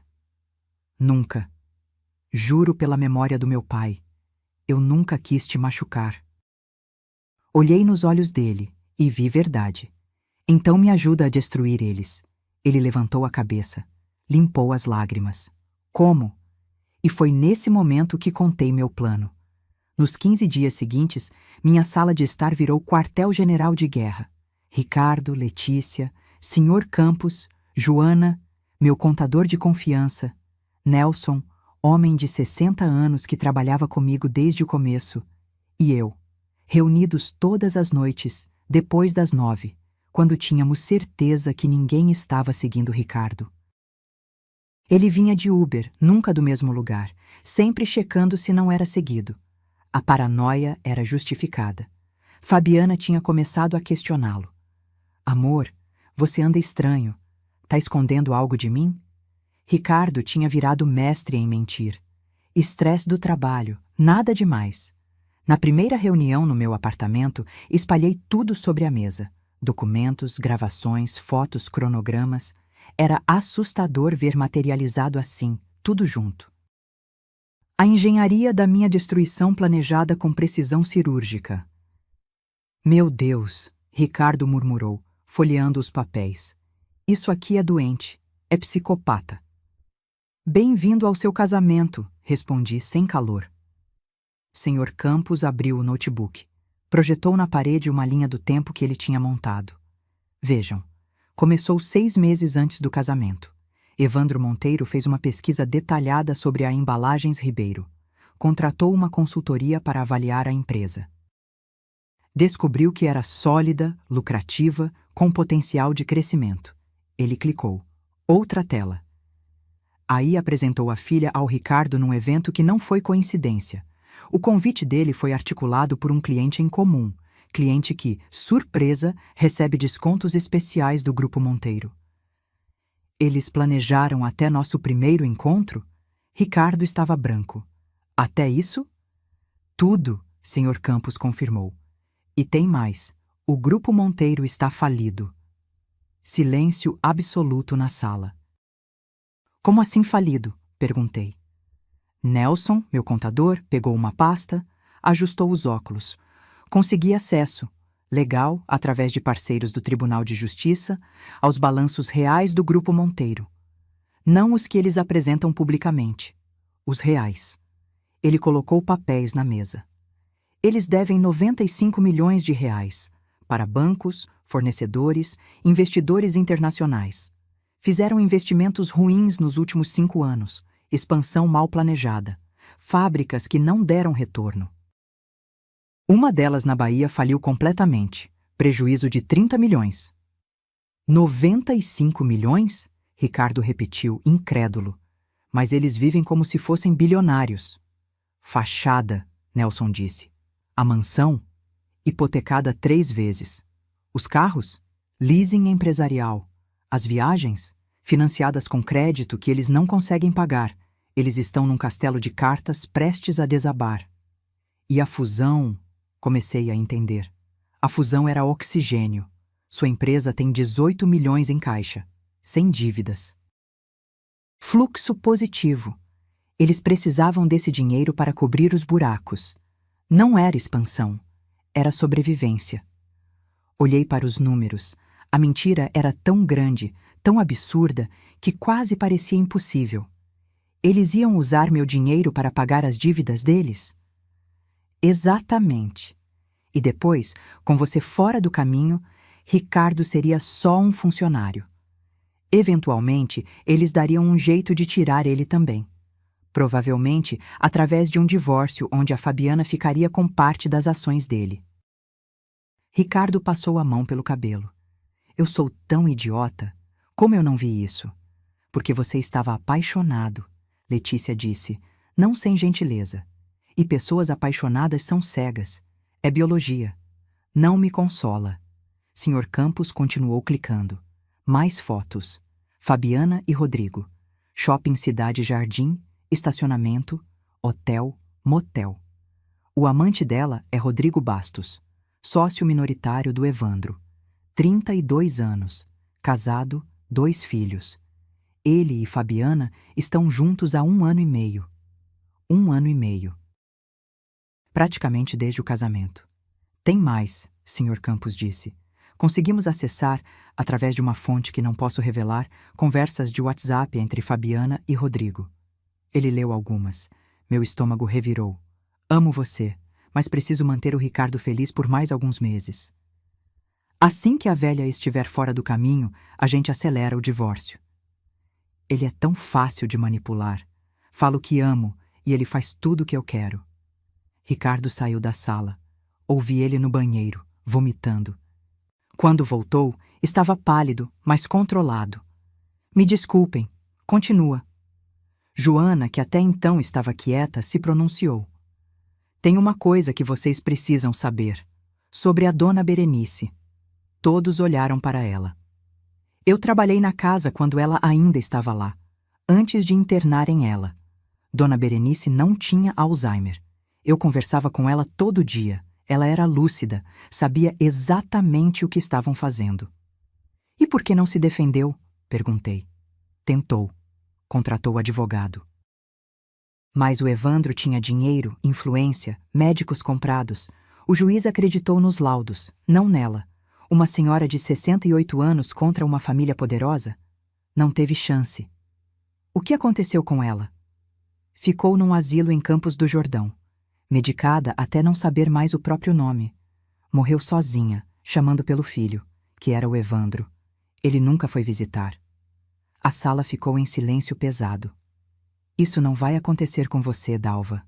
Letícia disse, firme. Não vamos deixar. Então o que fazemos? Perguntei. Letícia abriu uma pasta. Primeira opção. Vamos à polícia agora, com tudo isso. Eles são presos, acusados de estelionato, falsidade ideológica, formação de quadrilha. Processo criminal que pode levar anos, mas eventualmente seriam condenados. E a segunda opção? A segunda é mais arriscada, mas infinitamente mais satisfatória. Ela me olhou.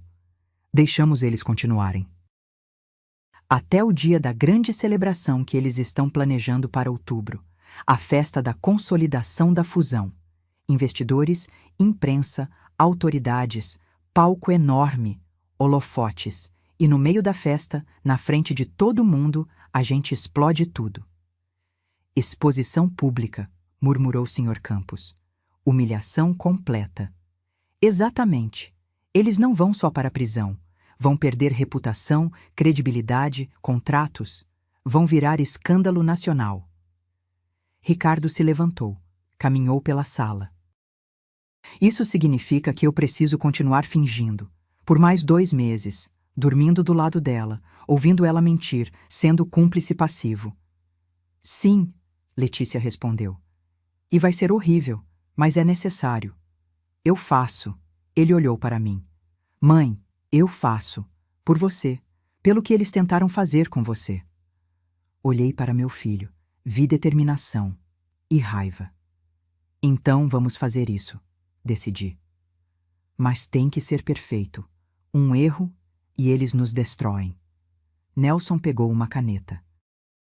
Vou precisar de acesso aos documentos financeiros reais deles. Quanto mais provas de fraude fiscal, melhor. Consigo isso, Ricardo disse. Tenho acesso ao sistema. Posso baixar tudo sem deixar rastro. E eu continuo juntando depoimentos de ex-funcionários, Joana completou. Sr. Campos acenou. Vou intensificar a vigilância. Cada movimento deles vai estar documentado. Letícia olhou para mim. Dalva, você precisa continuar parecendo frágil, indo aos médicos deles, fazendo os exames. Quanto mais eles acreditarem que está funcionando, mais descuidados vão ficar. Vou ser a velhinha confusa que eles querem que eu seja, prometi. Até o momento de mostrar quem eu realmente sou. Ricardo veio até mim, me abraçou, forte. Me perdoa, mãe, por tudo. Já te perdoei, agora vamos consertar essa bagunça, juntos. Naquela noite, depois que todos foram embora, fiquei sozinha na sala olhando para a parede cheia de documentos. Eles tinham me subestimado. Acharam que uma viúva de 67 anos seria presa fácil. Esqueceram que eu construí uma empresa do zero, num país onde mulheres não eram levadas a sério. Esqueceram que eu sobrevivi à morte do meu marido e não quebrei. Esqueceram que engenharia não é só construir. É também saber exatamente onde atacar para derrubar tudo. E eu ia derrubar o império deles, tijolo por tijolo. Os 2 meses seguintes foram teatro puro. E Ricardo descobriu que era melhor ator do que imaginava. Todas as manhãs, ele acordava ao lado de Fabiana, beijava sua testa, dizia bom dia, amor. Tomavam café juntos. Ele perguntava sobre os planos dela para o dia. Ela mentia. Ele fingia acreditar. À noite, nos encontrávamos. Ele chegava no meu apartamento destruído. Não sei quanto tempo mais aguento, mãe. É nojento. Ela me toca e eu sinto vontade de gritar. Mais 6 semanas, eu dizia. Aguenta só mais 6 semanas. Mas aconteceu algo que ninguém planejou. Ricardo estava no escritório de casa numa quarta-feira à tarde. Fabiana tinha saído, disse que ia ao salão. Ricardo sabia que era mentira. Ela ia se encontrar com Rodrigo no apartamento dele no Itaim. Ele aproveitou. Foi até o home office dela, algo que ela mantinha trancado. Mas Ricardo tinha aprendido a abrir sem deixar marcas. 3 semanas praticando com uma fechadura idêntica que comprou. Estava baixando arquivos do computador dela num pendrive quando encontrou uma pasta escondida. Senha protegida. Mas Fabiana era previsível. A senha era a data de nascimento do pai dela. Dentro da pasta, contratos, acordos pré-nupciais e um documento que fez o sangue dele gelar. Petição de divórcio, minuta preliminar, datada de 3 meses no futuro. Janeiro, com advogado já contratado, pedindo metade dos bens de Ricardo, que incluiriam as ações que ele herdaria de mim após a interdição. Mas o pior não era isso. Tinha outro documento.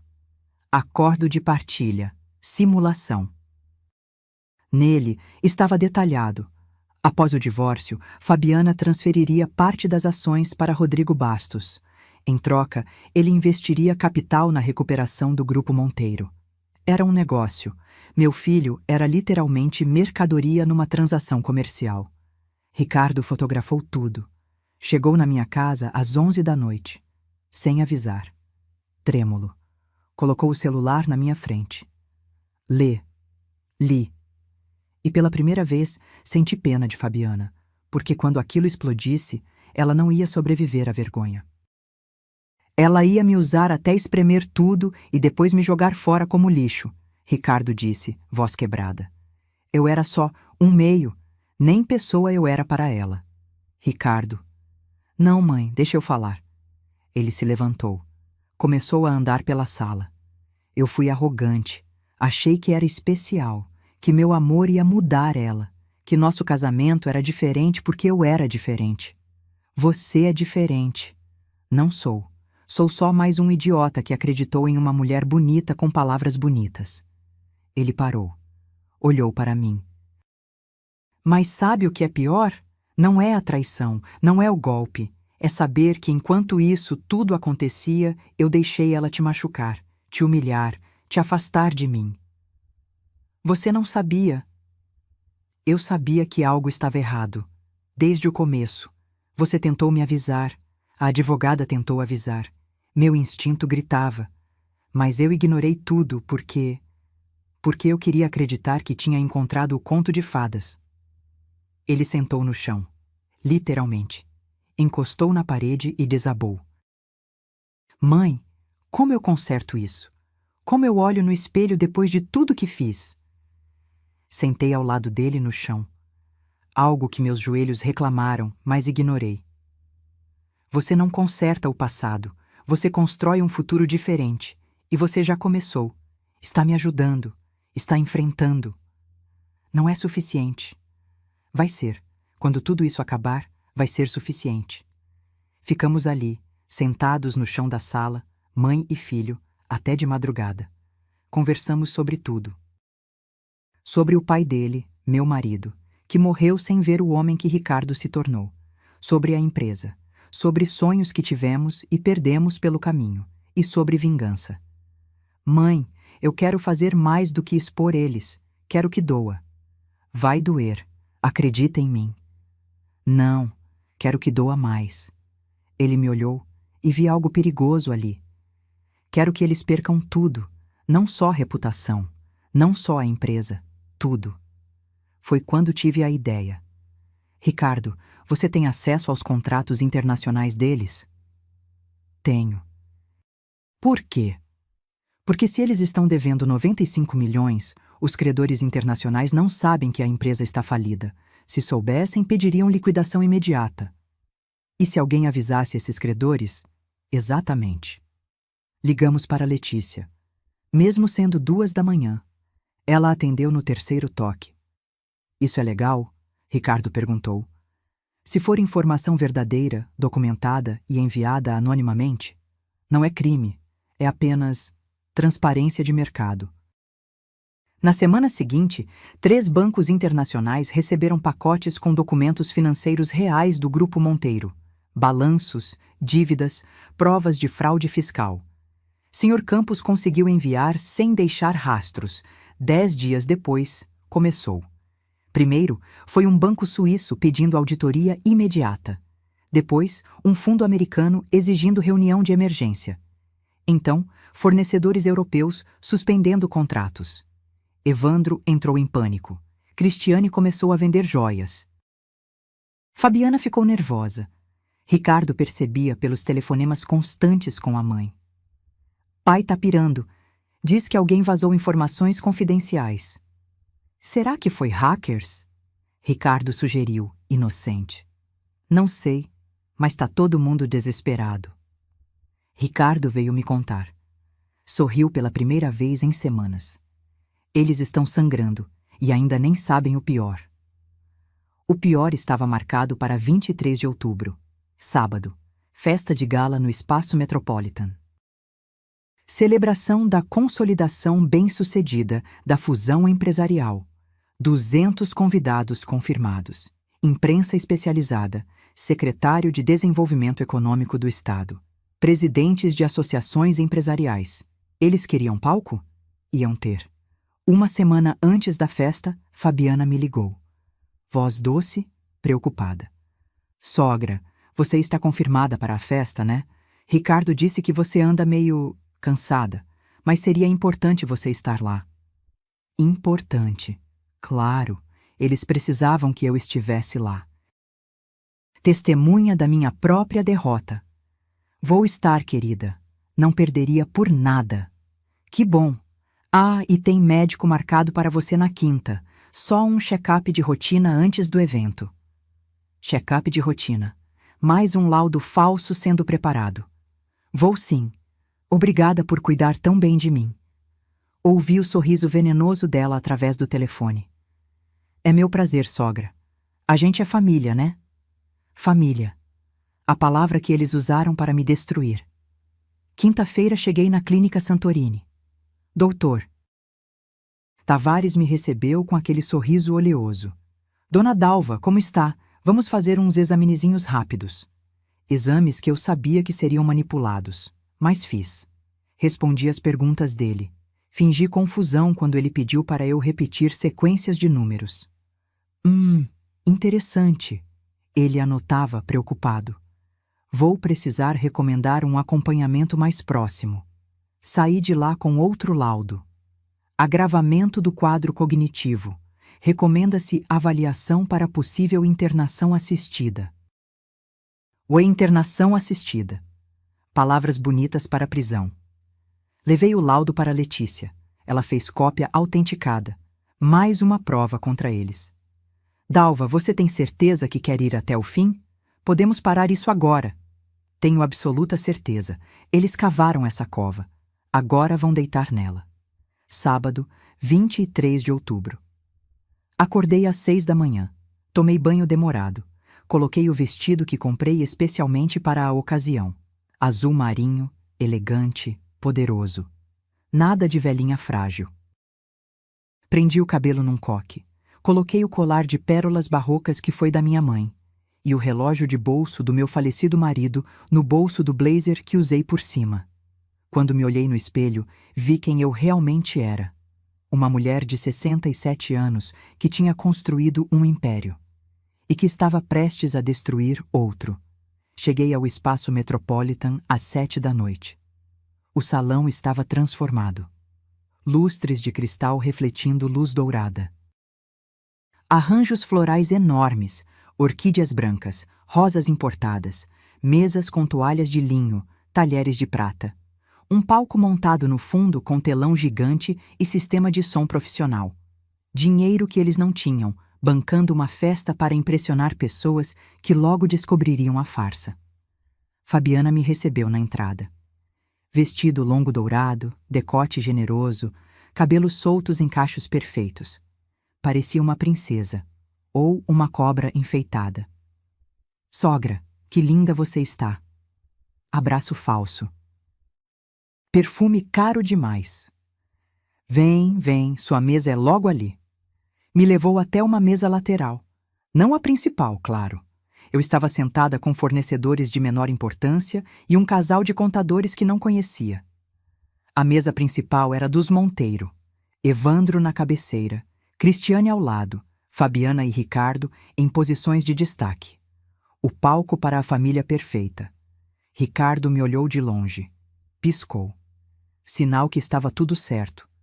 Garçons circulavam com champanhe em taças de cristal. Peguei uma. Fui até o bar.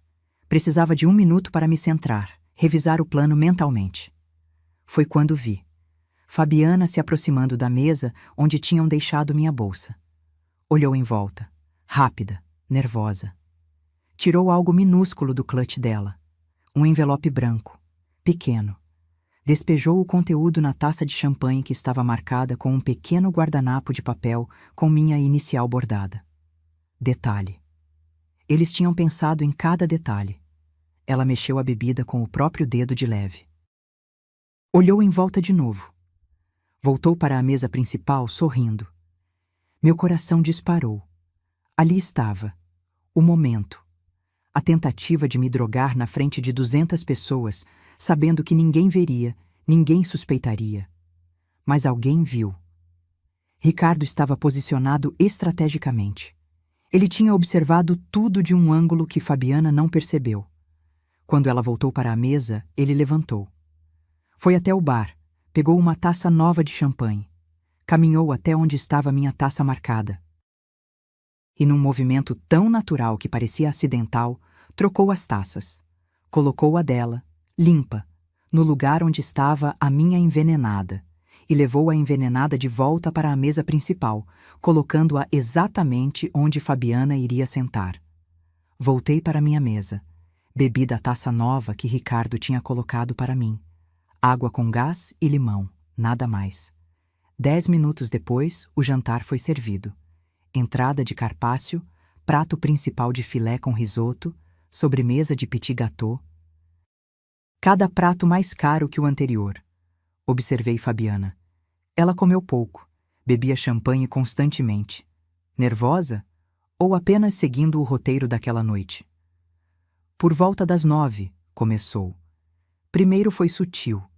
Fabiana falou um pouco alto demais. Riu de algo que não tinha graça. Cristiane olhou para ela, franzindo a testa. Depois ficou pior. Esse carpaccio tá horrível, Fabiana disse alto o suficiente para a mesa ao lado ouvir. Gastamos uma fortuna nessa festa e a comida tá uma porcaria. Evandro tentou acalmá-la. Filha, baixa o tom. Não vou baixar nada, tô cansada de fingir. Ela riu. Uma risada estranha, desconexa. Todo mundo aqui fingindo que somos bem-sucedidos quando a gente tá afundado em dívida. Silêncio começou a se espalhar pelas mesas próximas. Pessoas parando de comer, olhando. Cristiane segurou o braço de Fabiana. Para, agora. Me solta, mãe! Fabiana se levantou. A cadeira raspou no chão, barulho estridente. Vocês são uns hipócritas, todos vocês. Acham que não sei que papai tá falido? Que a gente tá usando o dinheiro da velha ali? Ela apontou para mim. Para cobrir nossos buracos? Velha ali. As palavras ecoaram pelo salão. 200 pessoas olharam para mim. Depois, para ela. O clima mudou instantaneamente. Ricardo se levantou. Tentou guiá-la para fora. Amor, vamos tomar um ar. Não me toca! Ela empurrou ele. Você é tão idiota, tão fácil de manipular. Eu nem gosto de você, nunca gostei. Casei por interesse e você nem percebeu. Gaspes pelo salão. Cristiane tinha ficado branca, Evandro vermelho. Fabiana continuou, as palavras saindo sem controle, sem filtro. A gente planejou tudo, desde o começo. Conhecer você, casar, fundir as empresas, declarar sua mãe doida e ficar com tudo. Foi tudo um plano, e funcionou. Vocês são todos tão burros. Ela riu de novo, histérica, cambaleou. Um investidor importante se levantou e saiu. Depois outro, depois mais 3. Cristiane finalmente conseguiu segurar Fabiana. Alguém chama o médico, ela não está bem. Mas era tarde demais. As comportas tinham se aberto e Fabiana continuava vomitando verdades. E o Rodrigo é melhor que você na cama. Muito melhor. A gente transa no apartamento dele toda terça e quinta, enquanto você acha que eu tô na academia. Ricardo estava parado, congelado, fingindo choque, mas eu via seus olhos, frios. Calculados, esperando o momento certo. Evandro tentou tomar o controle. Subiu ao microfone. Peço desculpas a todos. Minha filha não está se sentindo bem. Algum problema com a medicação. Vamos fazer uma pausa. Pausa nada! Ricardo subiu ao palco. Tirou o microfone da mão do sogro. Já que estamos expondo verdades, vamos expor todas. O salão silenciou completamente. Ricardo olhou para mim. Acenou. Era o sinal. Senhor. Campos, que estava disfarçado de garçom, acionou o sistema de projeção que tínhamos hackeado 2 horas antes. A tela gigante acendeu. Primeiro documento. Balanço real do Grupo Monteiro. Dívidas. 95 milhões de reais. Murmúrios pelo salão. Investidores pegando celulares. Segundo documento. Cronograma de interdição. Projeto DR Dalva Ribeiro. Com cada etapa detalhada. Falsificação de laudos. Suborno de médicos. Internação forçada. Silêncio de morte. Terceiro documento. Mensagens entre Fabiana e Rodrigo. As que falavam sobre usar Ricardo, sobre o divórcio planejado, sobre vender as ações que seriam roubadas de mim. Uma jornalista na segunda mesa começou a gravar no celular. Quarto documento. Contrato de pagamento ao Dr. Tavares. 50 mil reais por laudo falso. O médico que estava presente como convidado levantou e correu para a saída. Não conseguiu. Seguranças, contratados por nós, bloquearam as portas. Ricardo começou a falar. Voz clara, firme, raiva contida transformada em palavras precisas. Senhoras e senhores, durante 3 anos eu fui usado, manipulado, transformado em ferramenta para destruir minha própria mãe. A mulher que construiu uma empresa honesta, que trabalhou 40 anos com dignidade, ia ser declarada louca, internada, roubada. Ele apontou para Evandro. Esse homem pesquisou minha família como quem pesquisa uma empresa para comprar. Plantou a filha dele no meu caminho. Arquitetou meu casamento como operação comercial. Apontou para Cristiane. Essa mulher já fez isso antes, com a própria tia do marido, Dona Berenice, que morreu sozinha num asilo depois de ter tudo roubado. Joana, que estava presente como nossa convidada, se levantou. Eu testemunhei. Trabalhei na casa deles, vi tudo e tenho documentos que provam. Ricardo apontou para Fabiana, que tinha desabado numa cadeira, ainda falando sozinha, perdida no efeito da própria droga. E essa mulher? Com quem me casei, jurei amor eterno, planejei ter filhos. Nunca me amou. Eu era só um meio, um acesso, uma porta para roubar tudo da minha mãe. Ele fez uma pausa. Olhou para mim. Mãe, levanta. Levantei. Caminhei até o palco. Cada passo firme, calculado, poderoso. Subi. Fiquei ao lado do meu filho. Ricardo me entregou o microfone. Olhei para aquelas 200 pessoas, para os Monteiro destruídos, para Fabiana babando, incoerente, para os investidores horrorizados, para a imprensa gravando tudo, e falei: meu nome é Dalva Ribeiro, tenho 67 anos, e por 40 anos construí uma empresa com as minhas próprias mãos. Minha voz saiu firme, clara, sem tremor. Muitos de vocês aqui devem estar pensando: como uma mulher de 67 anos deixou isso acontecer? Como não percebeu? Como foi tão ingênua? Fiz uma pausa. Olhei diretamente para Evandro, que estava lívido. Por que eu cometi o erro de acreditar que família era sagrado? Que quando seu filho se casa, você abraça a nova família dele, que pessoas que sentam na sua mesa, que comem do seu pão, que olham nos seus olhos, têm um mínimo de decência. Cristiane tentou se levantar. Senhor Campos a impediu. Delicadamente, mas firmemente.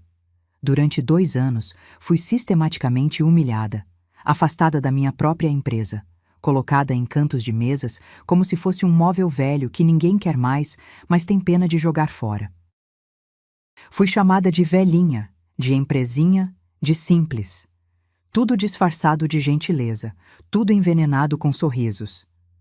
Apontei para a tela, onde ainda projetavam os documentos. Mas o pior não foi a humilhação. Foi a traição médica. Fui levada a médicos que falsificaram meus exames, que escreveram que eu tinha declínio cognitivo, que recomendaram minha internação. Tudo pago, tudo planejado, para me declararem incapaz e roubarem tudo que construí. Uma mulher na plateia começou a chorar. Reconheci ela, dona de uma empresa de cosméticos, também viúva, também no ramo há décadas. O plano era simples: me drogar hoje, na frente de todos vocês. Fazer parecer que eu estava confusa, desorientada. Depois, nos próximos dias, usar isso como prova final da minha incapacidade, pedir interdição judicial, me internar numa clínica psiquiátrica e me medicar até eu realmente não saber mais quem eu sou. Silêncio absoluto. Só o som de Fabiana murmurando algo ininteligível no fundo. Mas acontece que eu não sou a velhinha frágil que eles achavam. Eu sobrevivi à morte do meu marido. Sobrevivi a 40 anos num mercado que não respeita mulheres. Sobrevivi a crises econômicas, a fornecedores desonestos, a clientes que tentaram me passar a perna. Minha voz ficou mais dura. E quando percebi o que estava acontecendo, eu fiz o que sempre fiz. Investiguei, juntei provas, contratei os melhores profissionais e arquitetei a queda deles com a mesma precisão que eles arquitetaram a minha. Olhei para Ricardo, meu filho, que eles também usaram, também manipularam, descobriu a verdade a tempo, e juntos nós viramos o jogo. Ricardo pegou o microfone de volta. A bebida que minha esposa colocou droga, um coquetel de benzodiazepínico com relaxante muscular, era para minha mãe. Mas eu troquei os copos. E agora vocês estão vendo o resultado. Uma mulher falando sem controle, revelando segredos, expondo o plano inteiro. Porque a verdade, quando você tira os filtros, sempre aparece. Ele fez um sinal. As portas se abriram. 3 homens entraram. 2 policiais federais e um promotor que Letícia tinha contatado dias antes. Evandro Monteiro, Cristiane Monteiro, Fabiana Monteiro Ribeiro e Doutor. Armando Tavares estão sendo presos neste momento por estelionato, falsidade ideológica, falsificação de documento particular, associação criminosa e tentativa de cárcere privado através de internação fraudulenta. Os policiais se aproximaram. Evandro tentou protestar. Isso é um absurdo. Vocês não podem. Podemos e vamos, o promotor interrompeu. Temos 72 horas de gravações legalmente obtidas através de ordem judicial. Temos depoimentos de 7 ex-funcionários. Temos laudos médicos contraditórios e provas de pagamentos ilícitos. Vocês vão responder por tudo. Cristiane finalmente quebrou. Começou a chorar. Lágrimas de crocodilo. Dalva, pelo amor de Deus, pensa no seu neto, no filho que a Fabiana ia te dar. Fabiana estava tomando anticoncepcional escondido, Ricardo disse, gelado. Encontrei a cartela. Ela nunca quis ter filho comigo, era só mais uma mentira. Algemas nos pulsos de Evandro, depois Cristiane. Doutor Tavares tentou correr, foi contido. Fabiana mal conseguia ficar em pé, foi carregada por uma policial feminina. Enquanto os levavam, a jornalista da segunda mesa levantou. Dona Dalva, a senhora vai processar civilmente também? Olhei para Letícia, que estava na entrada. Ela acenou. Sim, processo de danos morais no valor de 12 milhões de reais, e a fusão empresarial está sendo desfeita judicialmente neste exato momento. Minha empresa volta a ser completamente minha. E os ativos do Grupo Monteiro que foram misturados com os meus serão penhorados para cobrir as dívidas que eles têm. Outro jornalista. O Grupo Monteiro vai falir? Vai. E os credores internacionais já foram notificados da situação real da empresa. Os processos de cobrança devem começar na segunda-feira. A jornalista de novo. E o seu filho? Como fica o casamento? Ricardo se aproximou do microfone. Estou entrando com pedido de divórcio por justa causa na segunda-feira. Adultério comprovado, casamento fraudulento desde o início. Não quero nada que veio dela. Só quero distância. Ele olhou para mim. E quero reconstruir a relação com minha mãe, que eu quase destruí por cegueira, por arrogância, por achar que sabia mais que ela. Desci do palco. Ricardo desceu comigo. Os convidados abriram caminho. Alguns aplaudiram, outros apenas olhavam, chocados. Na saída, a empresária de cosméticos que tinha chorado me parou. Dona Dalva, obrigada. Obrigada por mostrar que a gente não precisa aceitar ser tratada como descartável só porque ficamos mais velhas. Abracei ela. Nunca aceite. Nunca.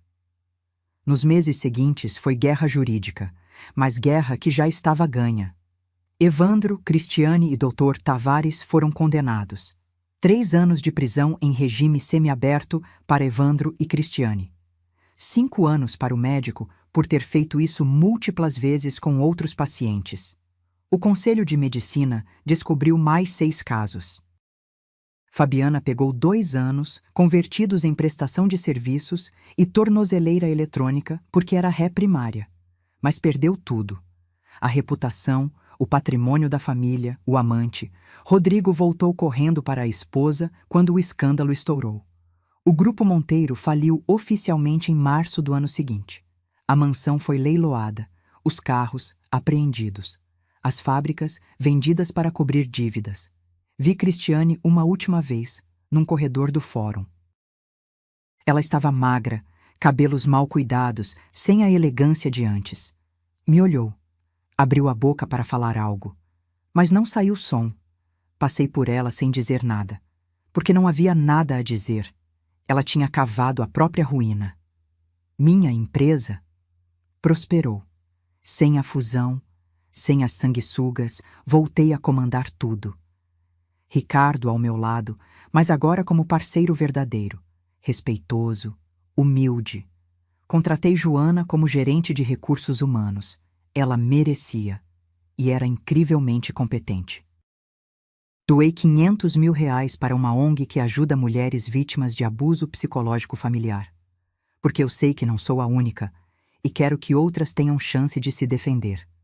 No fim do ano seguinte, faturamos 35 milhões. Crescimento orgânico, honesto, construído com trabalho. Uma noite, Ricardo apareceu em casa. Trazia flores, margaridas brancas, minhas favoritas. Mãe, eu nunca vou conseguir pedir desculpas o suficiente. Então para de pedir. E continua me provando todo dia que aprendeu. Ele sorriu. Aquele sorriso que eu não via há anos. Do meu filho de verdade. Trato feito. Hoje, quando olho para trás, não sinto raiva. Sinto cansaço às vezes. Tristeza pelo tempo perdido. Mas principalmente sinto orgulho. Porque eu poderia ter aceitado. Poderia ter me deixado definhar, me medicar, me convencer que era louca. Mas não aceitei. Lutei. Com inteligência, com estratégia, com toda a força que 40 anos de mercado me ensinaram. E venci. Se esta história tocou você, se você conhece alguém que passou ou está passando por algo parecido, deixe seu comentário. Conte de onde você está assistindo e se inscreva no canal, porque histórias de resistência, de mulheres que não aceitam ser apagadas, precisam ser contadas, precisam ser ouvidas. Para que outras saibam, você não está sozinha e você pode sim virar o jogo, porque a idade não é fraqueza, é experiência, é estratégia, é poder. E nunca, jamais, subestime uma mulher que construiu um império.